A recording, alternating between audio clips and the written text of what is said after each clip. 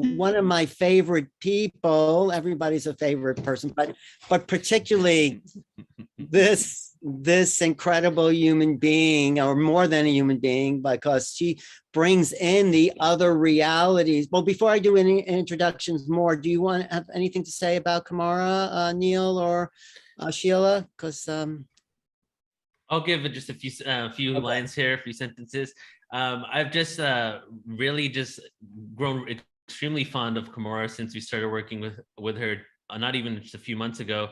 And I just feel, even though, like, you know, every couple of weeks I shoot her a message on Instagram and we just connect, but I like feel connected to her always, and I'm always telling people about her work and even sharing it on my sharing her Instagram page, which I've never done for anyone, on the Portal to Ascension show. It's just so amazing. And then I was hanging out with my friend Scott Ware, and he was wearing your shirt, and I was like, wait a second, I didn't know she sells shirts. So now when I get back to the US, I'm gonna order a bunch of them, and that's all for me. I just love Kamora. I'm excited to see what she has to share today. Yeah, and you, Sheila? Oh, yeah. Kamora, your work is amazing. If I'm having a bad day, or if I just don't have the energy to go, I click on Art Soldier and I scan through everything, and looking at your work actually energizes me, activates me, gets me so excited. I'm already excited today, so I don't know what's going to happen after your presentation. I just can't wait. Right. Well, Kamara was sort of the star of the last, what did we do, hybrid conference, because, you know, people can talk about multidimensionality. We could do meditations and like, maybe, yes, I don't know, am I or not? But when you look at these images, it infuses the consciousness of these multiple levels of reality. It's a download, and Kamara is a bridge. She is working for Source. Thank you, Kamara. And she is here to open up the doorways, because I'm a visual person. I like to see it. So like when I wanted to see what ascension looks like, I thought I would have a vision, but I saw Alex Gray's work and said, oh my God, there it is. So I wanted to have an experience of multidimensionality, and there it was, Kamara Jones's work. So thanks for being here, Kamara. And thank you so much for having me. Y'all are amazing. Speakers so far have been amazing. Bridget killed it, you know. Everything is fantastic, and I'm very thankful, Alan, for everything. You're such an inspiration. I continue to learn more from you every single day. Okay. And it's all good. I'm actually going to sketch for about 40 minutes. You're going to sketch. You're going to show us how you create. Yeah, so I'm going to actually talk a little bit about creativity. I'm going to talk a little bit, and I'm going to sketch a little bit, and hopefully you can gain some inspiration along your life path, and kind of figure out how to integrate some of those soul skills that you've developed over many lifetimes through many dimensions. You know, I wanted to see how you created these things. And I think the process of creation is the closest process to embodying divinity, because that's what's happening every minute. Creation is unfolding. So if we emulate the divine, we have to be the creators in this reality. So yeah, please. And can you talk us through your process? Because that is very interesting. So yeah, okay. Let me share my screen. Yes, I was also going to, here, let me move this. I was also going to have some music going on, but unfortunately I did a couple experiments and was not able to get the streaming right. It was, yeah. Do you want me to put some music in there, like a little music? Well, these are my musicians here. With their permission, I was actually going to play some of their music. Ariana Kima, amazing, incredible energy musician. Ethos, incredible Holy Spirit musician, and Atomic Skunk, who's been featured on Hearts of Space. Incredible musicians. Definitely check out their work. I tried to stream some music. I did a couple examples. It didn't stream very well with my voice. So I'm going to talk. Feel free to please check out these artists. They're amazing, and they will help you in your soul journey and your energy journey as well. Great. Yeah, because not only are you a great artist, but you can talk about your creativity. That is inspiring for me, because I love talking about that. So, and doing. So go ahead. It's all yours. All right. So I'm gonna sketch a little bit. One of the things that I want people to understand is that, you know, you don't have to be so afraid of who you are. Are you going to show us the screen when you? Are you Oh, can you not see it? Yeah, No. I see it. It's I up. can- It's up. Oh, wait, I have to make my screen larger. Okay, sorry. Okay, now I see it. Thank you. So Right. what were you saying? That what? So the thing about this is that, you know, a lot of people are really afraid of their creativity. And one of the things I think is interesting is that when you really develop your skills and you cultivate what it is you're trying to say, something happens to you. You begin to realize that you're so much more than just a human being, you know, or even a soul having a human experience. You start connecting with yourself. You start realizing that you have something to say. And even if what you have to say is at the result of just your many experiences through many dimensions and many lifetimes, you have something to say to yourself. You have something to say to others. You have something to say about being a human. You have something to say about being a starseed. Right. And go ahead. No, I just have to say, this is not the right word, but the way this image is appearing is sort of creeping me out in a good way. And because it's like the beings manifesting like right there in front of me, like coming through the dimensions into this reality. So it's great. Yeah. Yes. Oh yeah. Yeah. No, I'm glad you're enjoying it. Yes. And the thing that I always try to say is, you know, really, you know, skill, right? Developing your method of communication, right? There's something to be said about, you know, learning your skills. If you're a musician, you're a visual artist, you're a dancer, you're an administrative person, you got to learn how to use your body. You're a soul in a human body.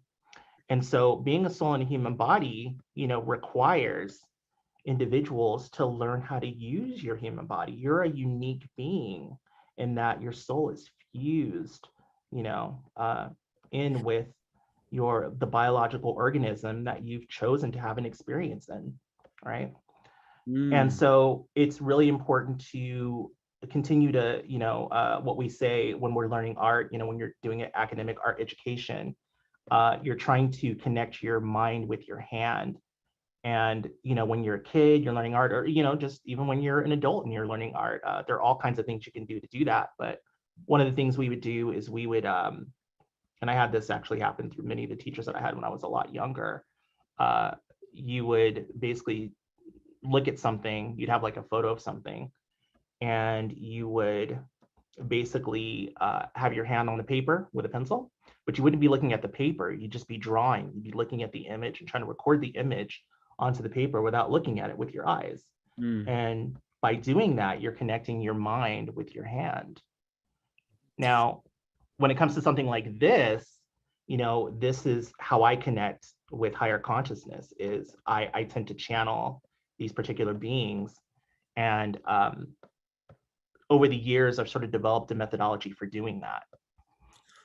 Is this just coming to you now, or did you think about this? I thought about it a little bit, but like I said, I'm drawing this from scratch, so anything could actually happen. I love that. So, you know, I have different symbols that I've developed as a result of developing my own light language. Sorry about that. As a result of developing my own light language, you know, I've sort of developed a sort of symbol set that I have. If you look at how I draw the light language here, there's a specific type of like algorithm where they sort of edge into each other here. And the way that I think about light language is I think of it as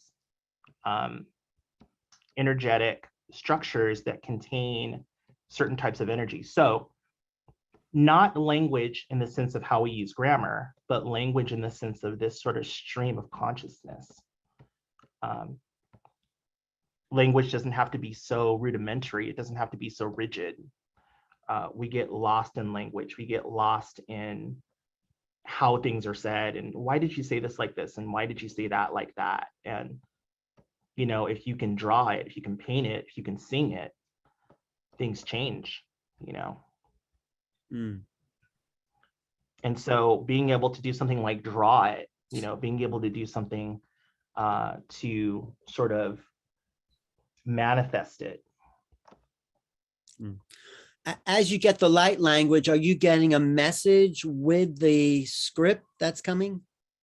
So the message with this one has to do with, I'm sorry, I'm having a few little technical difficulties here. Oh. The message with this one is it has to do with finding your place. So what I told Sheila was there's this idea of the blueprint, right? And who you are as a soul. Your soul is your identity. That's the real you. You know, what you're doing, you know, during a human lifetime is just what you're doing during a human lifetime.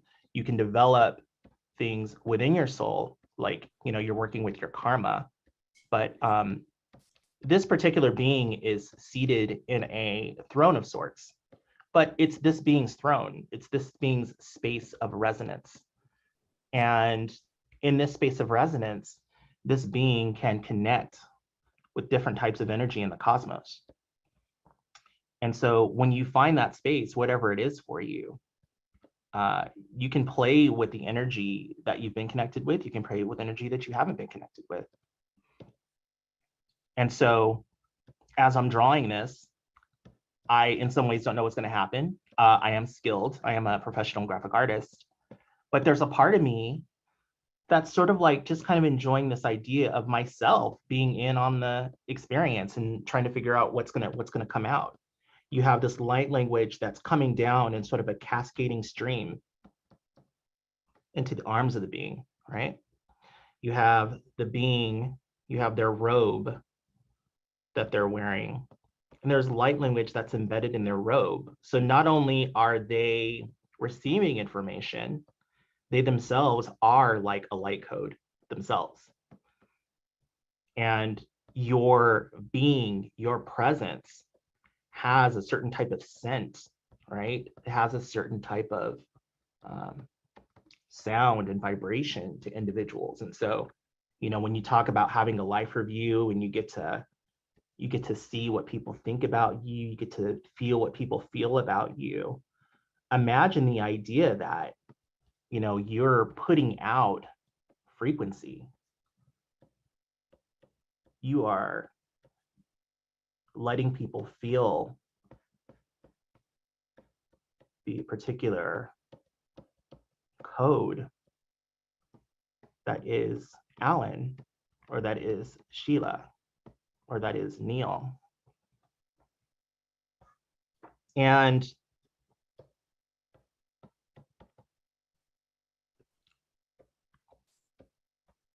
we have to understand that what we say to each other, how we treat each other, these things matter. Hmm. Hmm. And this is all part of your transmigration series, isn't it? Yeah. Yeah, absolutely. Yeah. And this is, and one of the reasons I wanted to do this live, and it's interesting, I'm having some issues here with my screen. It's really weird. I hope you guys are still seeing this okay. Yeah, we can't see any difficulty you're having. It looks like you're not having any, it looks okay, good. I'm having some transmission issues on this side, but we're still going though, so it's all good. Yeah, you know, one of the reasons I wanted to do this live is because, you know, we get so afraid. Some of us get so afraid of using our gifts. We can be traumatized by not knowing what to do, or what are people going to think, and what are they going to say, and, you know, I'm into like aliens and extraterrestrial beings, and I'm into all this like weird stuff, and what are they going to say, and what about my parents, and what about my peers, and what about my boss, and what about this, and what about that. And what you have to understand is you came here to, you know, do some things. You came here to make some things happen. You came here to bring something forth. How many of us talk about how long life is? Life is so long, it's so hard, it's so challenging. And it's like, you know, when you do what's in your heart, when you do what's in your soul, when you take up, you know, your staff and go on the journey, you find that life isn't so much hard as it is sort of a journey of trying to figure out how to say what you need to say. That's the real journey. The blueprint is everything you are, everything you've done, everything you've been. the sort of function of that, I think, is creativity in all its forms. And you're worth it.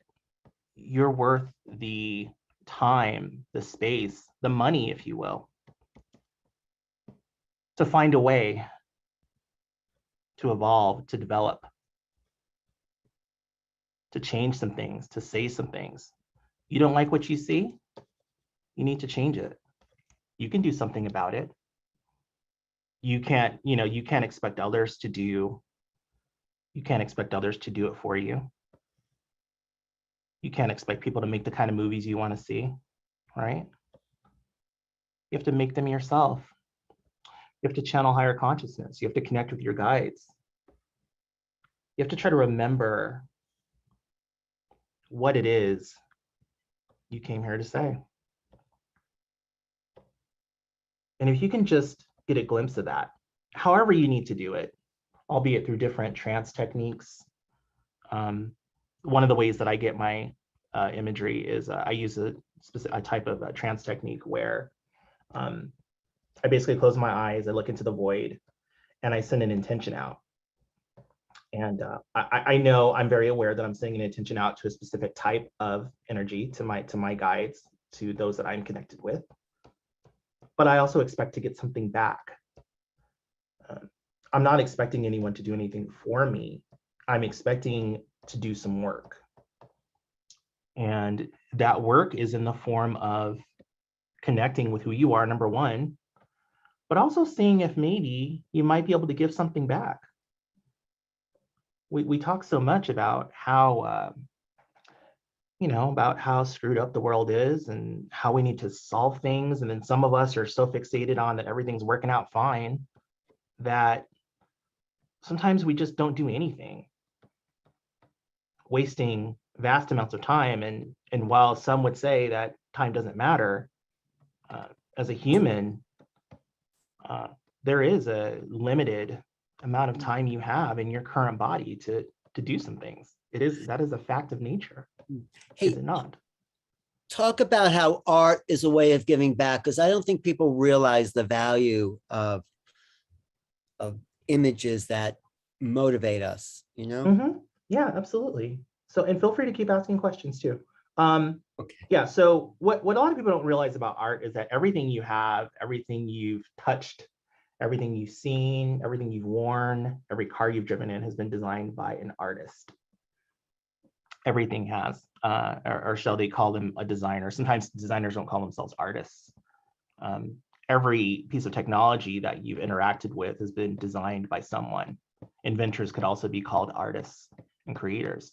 But even the painters, the designers, the people who create films and images and animations, those are all artists. Those are all individuals with vision that, as you saw here, this image did not exist before, before we got in here and started drawing it. But artists have to channel information, and they have to turn information into visual expression in the material realm, in this three-dimensional reality frame, in this three-dimensional vibratory state. And yeah, go ahead. No, it was just what you said. Everything that we see around us has been designed by somebody, even nature, but there's a frequency to everything. The car, color of the car, the color of your clothes. So people are unconsciously driven by their own artistic perceptions in a way. Yeah, yes, absolutely. And I think it's really cool. This is kind of a sort of low vibrational example, but when you watch a lot of films now, they have a lot of, and this is the case for a long time, they have a lot of the making of, and they show the whole process or how they made the film. And if it's a film with a lot of special effects, they show how they did the green screening and all the CG and everything.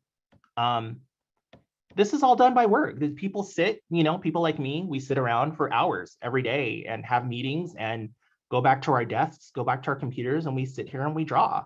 And this is what we do. And you have that inside of you as well. It doesn't mean you have to be a visual artist. Creativity is the function of the universe. I always hated it, you know, when I was a Christian and I would go to church, and it's like, I feel like you're talking about God as a dictator, but God is a creator. God provides opportunities through frequencies, through the use of photons, and through the use of different elements within the universe in order for different beings in different spaces in the universe to create things. And you have that power as well. But it does require some skill development.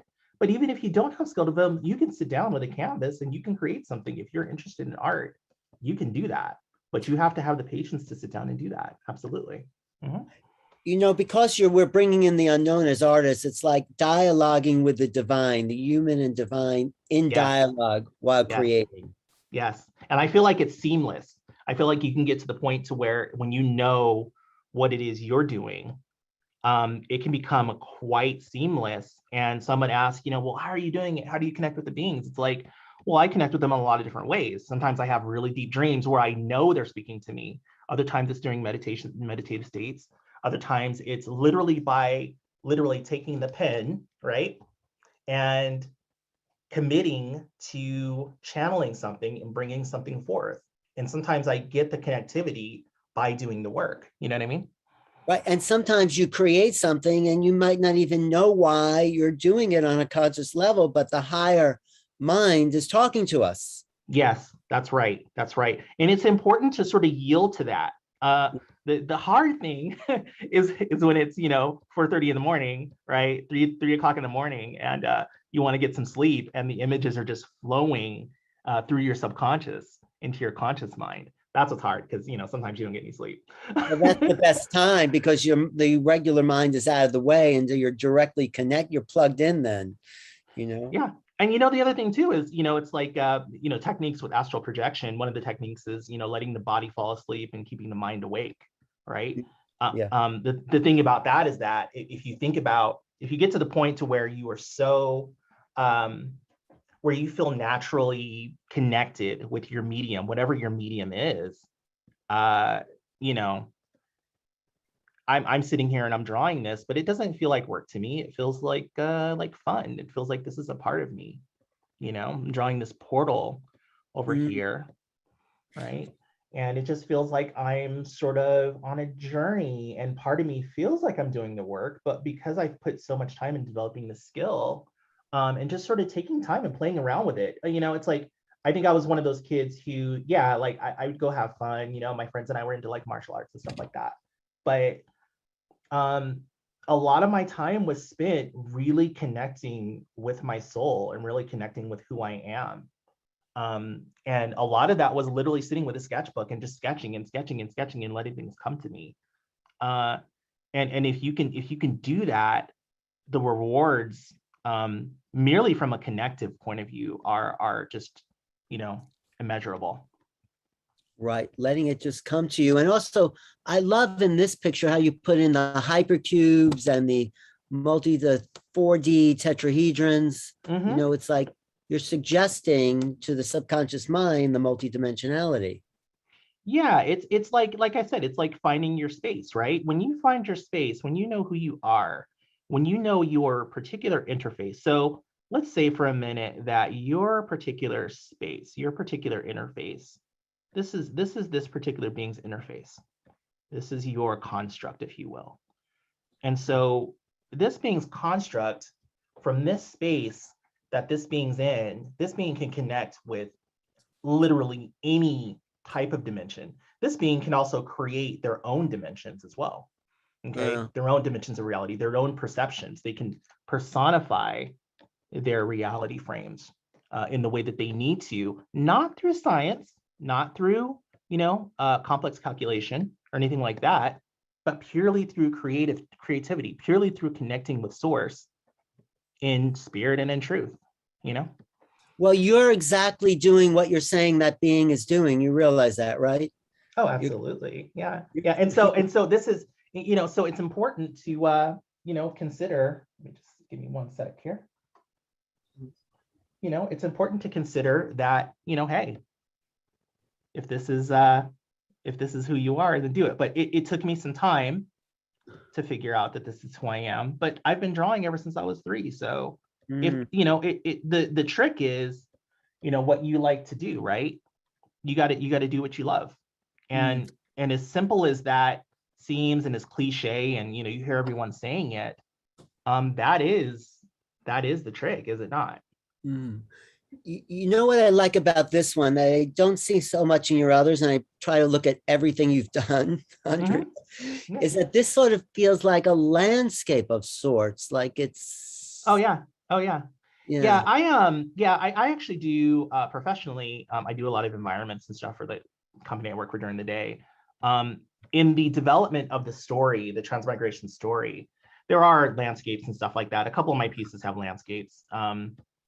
I mainly work in a square because of social media. And it's just a square is kind of a popular thing, format to work in, proportion to work in now.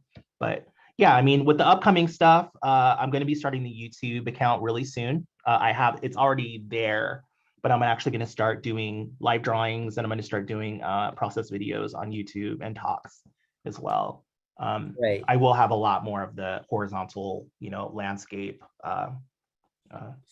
perspective and such. Yeah.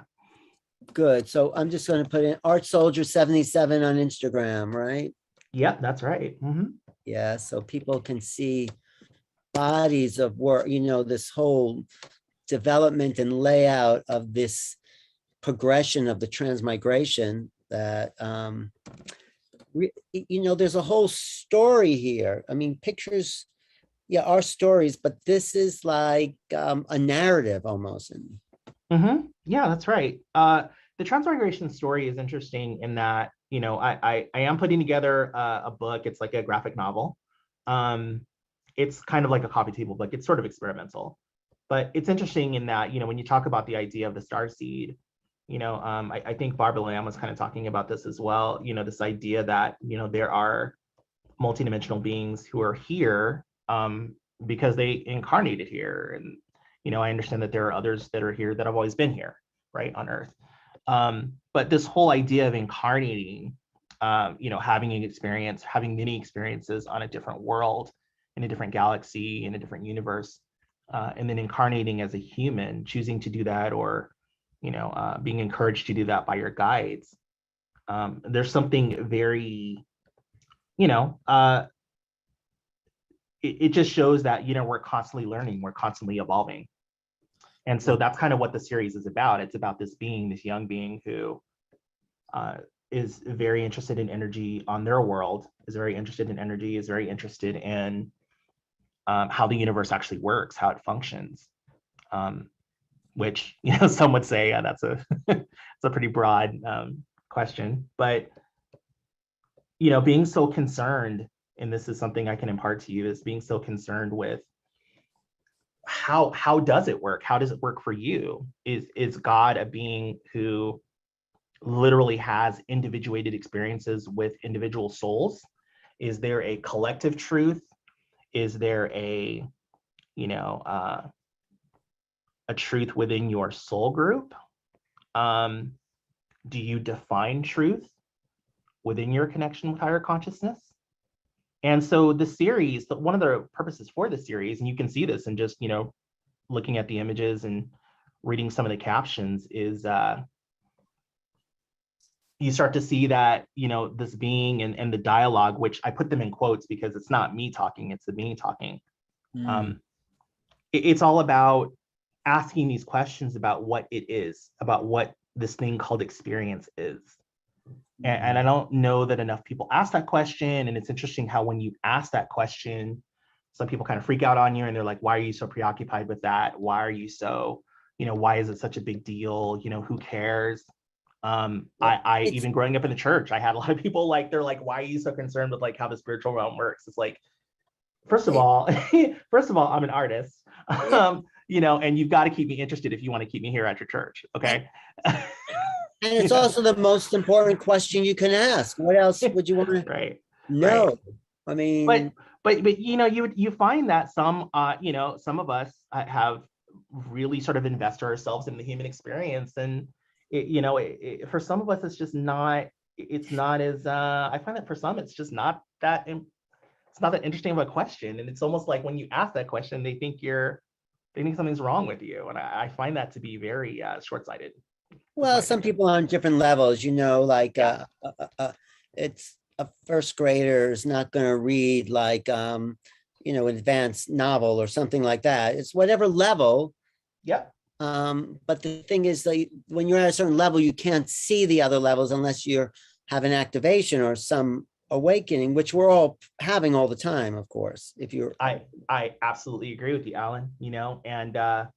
And that's what the series is showing, is that each piece is literally like a panel from the story, but each piece is like its own sort of focus space.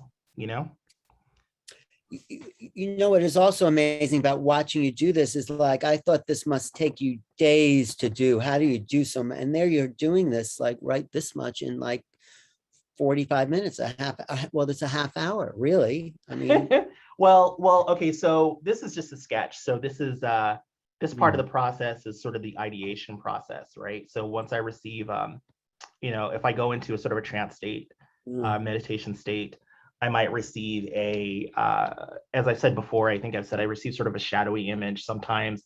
Other times I receive sort of more of a composition structure. Sometimes it's just an idea. Sometimes it's just a sort of word. Sometimes I receive the words before I receive the image. And so after I receive that, sometimes what I'll do is I'll take a sheet of paper, a literal physical sheet of paper, and I will sketch it out with graphite, sketch it out really, really rough. And then I'll go back and I'll scan it digitally, and then I'll paint it digitally. The rendering, which is basically the painting, coloring process, that can take a while. That can take, hours. That can take days. And in some cases, I'll start a piece and maybe I kind of get tired of it, or I get, kind of brought onto another piece. In some cases, I could start on something and then maybe come back to it, months later. So the full color, full ink pieces can oftentimes, they can take between, 16 and 24 hours, maybe, sometimes they can even take 30, 40, depending on what it is, if you look at some of the more complex pieces. So do you have a message for this image, or do you have to meditate to get that? Yeah, so what I was actually saying before is the message with this piece is, find your sacred space. Oh, right. Okay? Right. And your sacred space is not going to look like the sacred space of your peer. It's not going to look like the sacred space of your neighbor. And as you said, Alan, which I completely agree with, and I've been learning about this for quite some time, every soul is on a different level. Every soul has had a, time incarnating, time doing different things within collective consciousness. And, I think sometimes what happens is, when you talk about language, which is why, I think light language is so important. Sometimes things are lost in translation. Right. And you could say something to someone and they just don't get it. And they don't get it. It's possible that they don't get it, number one, because they're not in the same sort of vibratory space that you're in. But another reason why they might not get it is because they're not in your same space. They're not you. And this particular space that this being dwells in affords them the ability to be extremely creative. You see all the different connective ports that this being is actually, fundamentally connected with. Not everyone would look like this. Someone else's sacred space may look like a river, with beautiful trees around it, with light coming down, cascading down from the heavens. Another individual's sacred space may look like an impressionistic painting, right? But this particular being has a very sort of programmatic space where what they're doing, what their soul's been doing for many lifetimes, is sort of decoding consciousness. Well, let me ask you sort of a personal question, but I mean, is this the same being? And because your transmigration series sort of has this being with the big eyes, no mouth, no, or is there different beings that we're just seeing as the same being or the same description? So my understanding of these particular beings that I draw is that they're all, a lot of them in their species look very similar. But so in a lot of the images, there are different beings, there are different individuals who have the same sort of look, if you will. This particular being right here is just one of many, maybe a mentor to the main being, but the words that you see, that you read in each of the pieces that I post with the pieces, those are the words of one being who is learning over like a long period of time, learning different things. Right. Somebody says here, receiving so many downloads during this creation. That's great. That's great. Because they are transmitting, you know, and then when you flesh it out with the colors and sometimes you put motion in there, there's levels and levels of transmission. Yeah, absolutely.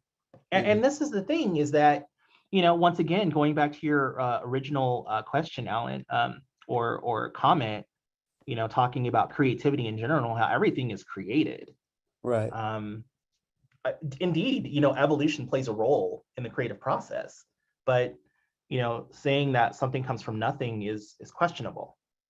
And I can say that as a creative professional, I can sort of say that things don't, you know, you can hope all you want that someone's going to help you do the work that needs to be done, you know, for your deadline in a day or two. But, you know, if you don't lift your hand, if you don't lift your pencil to do the work, it won't get done. And so what the reason I say that is that if there's something you want to bring forth, you may be the individual who has to do that. And that doesn't mean you have to do every part of it. Directors, producers hire all kinds of different talented people to make things happen.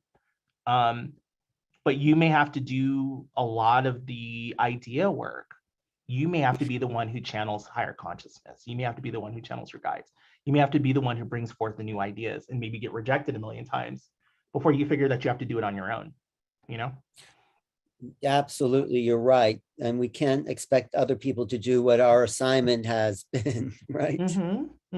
Yeah, and it's just, it's like, it shouldn't, I'm not saying it's going to be effortless. I do feel like, you know, depending on where you're born, what country, what culture you're born into, I feel like the life, you know, and that you can't compare yourself to other experiences, but I do feel like, you know, there's some places you could be born in the world that, you know, maybe really hard, you know, to get life going, you know, to find any sort of, you know, sustenance or sustainability in some places in the world. But, you know, for many of us, you know, we're using technology right now to have this conference. Why not use that technology to put some ideas out into the world? Definitely. Technology that you have. Yeah. Definitely, technology is another level of creativity. Right. If it doesn't start to control us, if we're using it to manifest in the world, that's what it's supposed to be used for. Right. Because we've created it. Yeah, absolutely. I definitely feel a lot of motion in this, like this downward shaft over the head, and this other, there does seem like to be a lot of movement. Yeah, so what I would do is, if I was going to add motion to this, which I actually, when I color and finish this one up, this one actually this will probably be one that I, the other thing I'm going to do, let me say it like this. The other thing I'm going to do with my YouTube channel is I'm actually going to be creating a series of, an ongoing series of sort of meditation visuals, motion pieces. And those will be widescreen like this one. And they'll just be, you know, motion, ebbing and flowing like my other motion pieces. You know, and so this one in particular, because this is this being's sacred space, you would probably see this information cascading down from the top. You'd probably see some of these sort of curvilinear lines sort of ebbing in and flowing into the energy within their body. These wing-like structures, which are just types of wires, if you will, energetic wires. Wires are energetic. Those would probably be ebbing and flowing as well, sort of flowing outward. And so it would be like this sort of cacophony of energetic movement and flow. And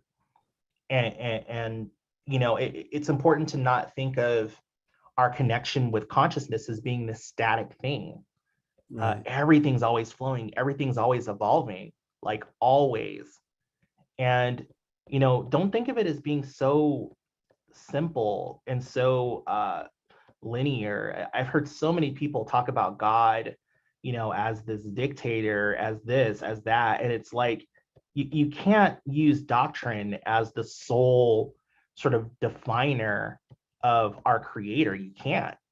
When you look at the earth, you look at all the different species that exist on the planet, and all the species that will, exist at some point in time, and species that'll die, and species that'll grow, species that'll evolve. I mean, God is incredible and always flowing and always moving through us, and we are a part of God as souls. There's no breaking us away from that. There's no separation from God.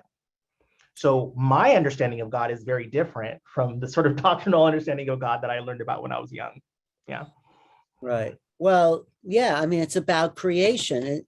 If we are an aspect of creation, our mission is to create, which is what you found your mission there.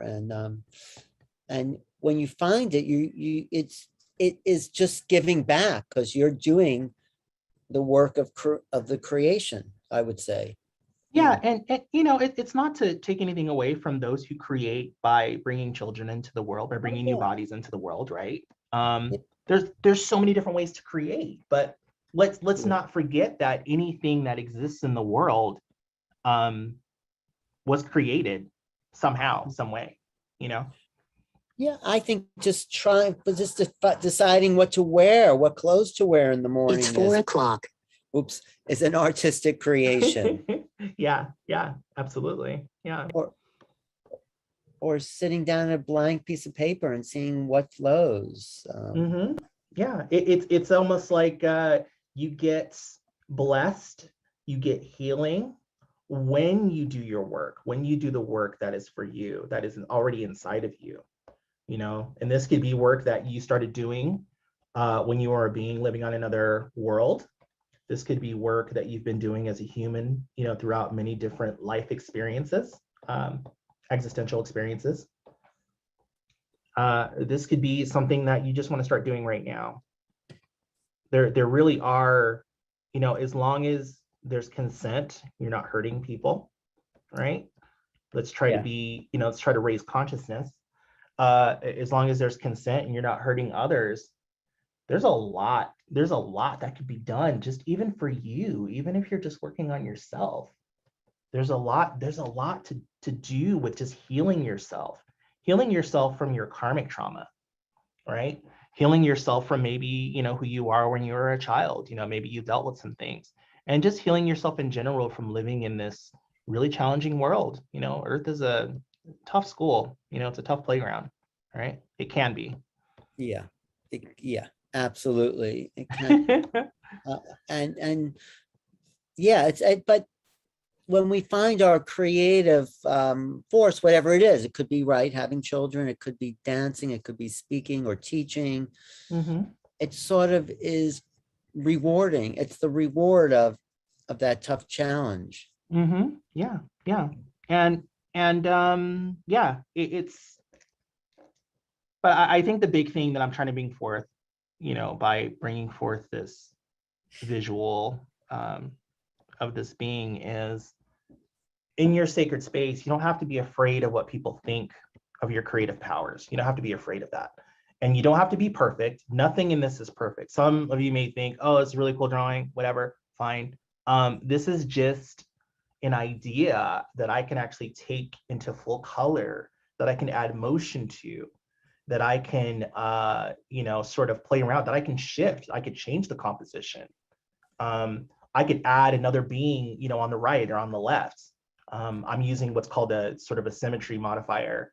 So I'm drawing on, it draws on both sides at the same time. But there's so much there's so many places I could go from here. But if I didn't choose to sit down and do this, we'd really have nothing to work with, right? I mean, it would just be another day, but you could do this every day if you wanted to. Yeah. It looks like there's a being coming forth in the lower part of that being's body, sort of from the waist down. Yeah. I mean, so if we took that, right? So if we took Oh yeah. Oh yes. So if we But took are we this, using the concept of sacred space? Because we're bringing yeah. So if we took this, like maybe this being is just learning, right? Wow. This being is learning. Let's get this because that looks kind of weird. So this being is learning, right? They're like an initiate, right? Right. And so we can bring them forth like this, maybe their third eye is opening and they're just learning. This is their mentor up here, right? And let's have their hands out like this because they're receiving information. They're in this sort of composite state where they are sort of flowing through. Yes. Yeah, so exactly. Nice. So, so there's the collaborative aspect too, right, Alan, where you you made me aware of that. I feel so honored to be collaborating with these this moment, this work, this amazing work of art. All of them are great. There's a great line from the dialogues of Plato where Socrates is talking to a poet and he says to this poet, do you know why your poetry is so great? And he goes, yes, it's because I have these ideas and this intent. And Socrates says, no, that's not what makes your poetry so great. It's because you are out of the way. You are being inspired. The mind is no longer in you, and you've attained a state where you're able to bring forth your vision. So, yes. But what's amazing about you is that you are now doing both at the same time. You're in both worlds. You're in the inspired world, but you're also talking as the personality, which is very interesting. Yeah, so something about creative channeling, right? Channeling is creative, sorry. But something about bringing art into sort of the channeling space, which it always should be, okay? And a lot of artists are channeling, they just don't realize it. There's something to be said about skill. Once again, I keep coming back to skill. You get to the point to where skill isn't a problem anymore. You can sit down, you can sketch for hours, you can play for hours. Right. Once you get to that point, you are getting out of the way. Because what's happening is that you're just allowing your hand to just kind of do what it needs to do. You've developed this over a period of time and it becomes sort of like a mechanical, you're almost like a tool, if you will, Mm-hmm. Yeah. And so that's the thing, like you said, but you have to get out of the way. You may have to, commit your life. You may have to become in the Bible, the Apostle Paul is talking about becoming a slave to righteousness. You may have to become a slave to your craft. And then as you're doing that, you're developing your spiritual development, your connection with your guides, your connection with your higher aspect. And you get to the point to where you don't have to worry about, what's going to come out because you're so proficient that the lines that come forth, you can be a conduit, you can just allow the lines to move. Right. Well, not only have you given us a great piece of artwork, but you've demonstrated multidimensionality by talking and creating at the same time, as if you're in two spaces or multiple levels of awareness, And I kind of think that's the core of one of my talents is just the fact that that I can get out of the way. And I'm learning a lot. I'm not, as I always say, I'm one of many. There are many others who do this who are, way more proficient, older than me, more developed than me. But I feel like throughout my life, that my focus has very much been about this idea of getting out of the way and learning about the metaphysical realm and learning about energy and learning how to manifest, visually express energy in the form of curvilinear constructs or visual or illustrative concepts. I've been doing that for a long time, but nobody saw it because it just took me a long time to kind of get it to the point to where I could do it in a proficient way. And so there's just a lot of work. A lot of artists will tell you, even some of the great artists, that have existed in time, they'll tell you that most of the work is like garbage, because a lot of it's experimental. And then you get to the point where you can actually share stuff, So when you bring in the colors, you're also adding a whole other dimensionality to this, So a good way to play with the energy. So if you look at a lot of my pieces, a lot of the lines are white. The beings have white structure, white lines. And then I kind of build energy on top of that. It's a really great way to kind of, embed the actual sort of definitive expression of energy into the piece. but and it's a way to make the piece more accessible to the public as well. Is that a whole nother thing to do? Like, you can't bring in the color now? That really takes some like more of a. I mean, I could give you an example. We don't have a lot more. We don't have a lot more time, but I can. Just a little example. You have about, I don't know, 10 minutes. Okay, so here you go. So let's do this right here. Let me add another layer. Okay. So what I generally do is I I add like a dark layer like this. Yeah. And then I add another layer. What is this program you're using again? This is Adobe Photoshop. Oh, it's Photoshop. Yeah. So a lot of us draw in Photoshop. The drawing tools in Photoshop have developed a lot over the years. So a lot of us use it because it's just got a beautiful layer management system. Yeah. So you can kind of see here that this is the layer management system here. And you don't just have layers, you have like different layer modes, and different things you can kind of do. And then you also have different modes for your brushes as well. All right. So what I generally do from here, once I get the sketch down, is I'll increase the smoothing, which actually makes my lines nice and smooth. And then what I'll do is I'll go in and I'll start inking the bean. You've seen this before. I actually do this in a lot of my pieces. So let's do like a white line, right? And so I'll go in, I'll start coloring, I'll start just sort of inking it up, making the lines nice and definitive, nice and strong. And I'm going to give you an example of how I get to the place that a lot more people are aware of with my work. I'll kind of maybe go in and do some. Let's do this right here. Let's do that. Let's do that.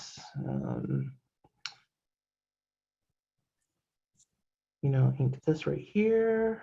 Do like that. And so once I get to this place, then what I do, if there isn't color in there already, I'm going to show you something else really quick here. I'll add another layer and change the brush to a pressure brush. Maybe you should give classes. Oh yeah. It's I've actually done that in the past as well. But one of the things with the YouTube channel is that it'll afford me the ability to kind of do like process videos and stuff. So people can learn how to create their own energy art, Right, energy art, yeah. Yeah. So you can kind of see here, we're getting a little closer to like how the images actually look on my.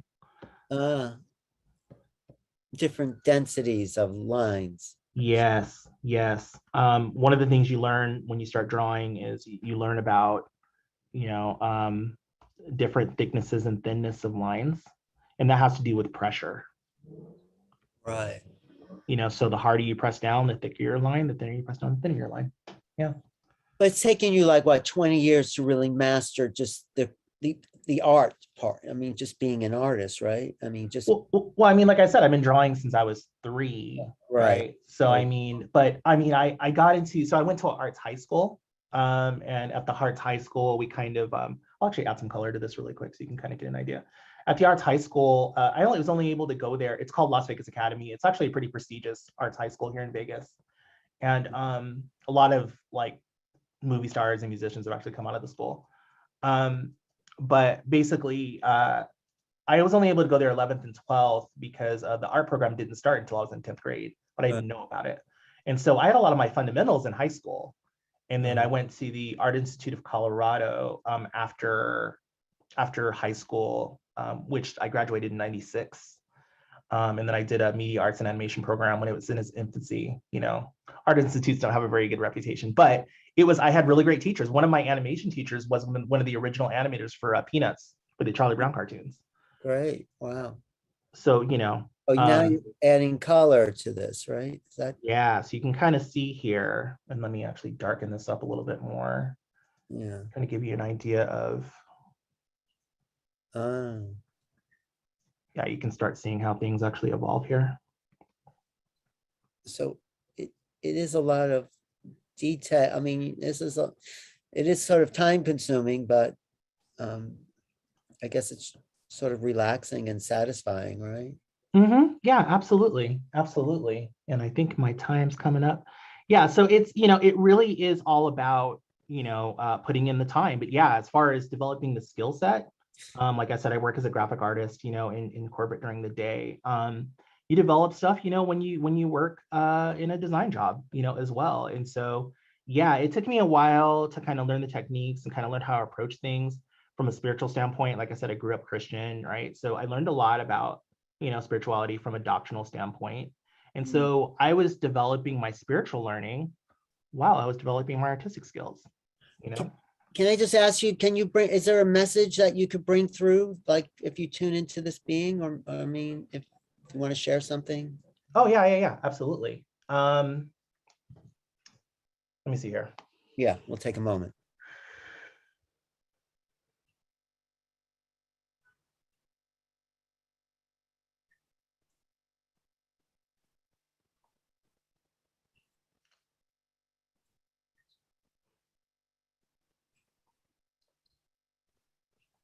Don't be afraid to be who you are. Don't be afraid to do your work. Do not be afraid to embrace the creativity that is within. Do not be afraid to be different, to be an outsider. It is in those differences that we find the magnificence of what we are. It is in the variation of the human experience that we're able to see the magnificence of God's creation. Through creativity, we can rise, we can evolve beyond who we even think we're capable of being.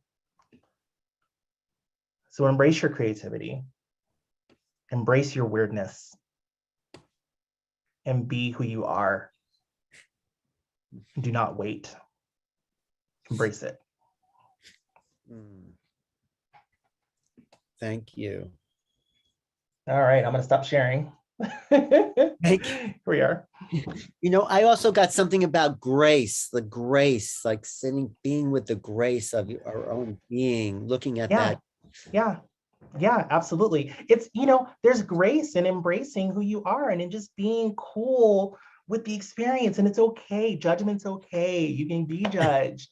We got to stop judging each other, but you can be, it's okay. Be weird. I'm weird. I'm out. I'm trans. I'm a trans Black woman. Okay. That is about the weirdest, most unacceptable thing you can be in the world right now. Except you're a starseed too. So I'm a starseed too, right? So I'm breaking so many rules on just being on Earth that it could be said that I shouldn't be here, but I am. That's the thing.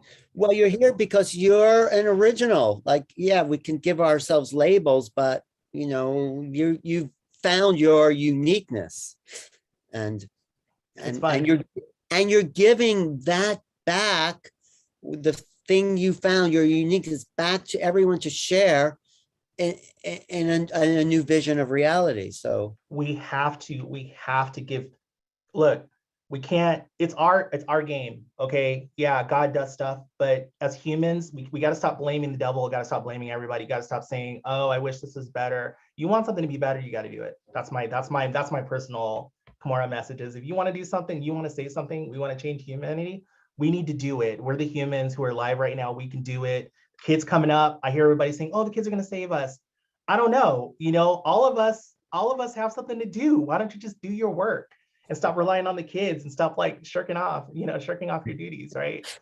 Do the work. That's all I'm saying. So thank you very much. Thank you for being yourself and giving back so much. I mean, isn't that amazing, Neil? Like a masterpiece right there on Portal to Ascension. That was so cool. That was something I've never actually had done before. So unique. Something that we've never actually had on a webinar, a live drawing of painting like that, and you showing us your process and what it really takes to create this stuff, but how you channeled it, and your left and right brain were both firing at the same time, and we were witnessing that happen, and that was profound for me.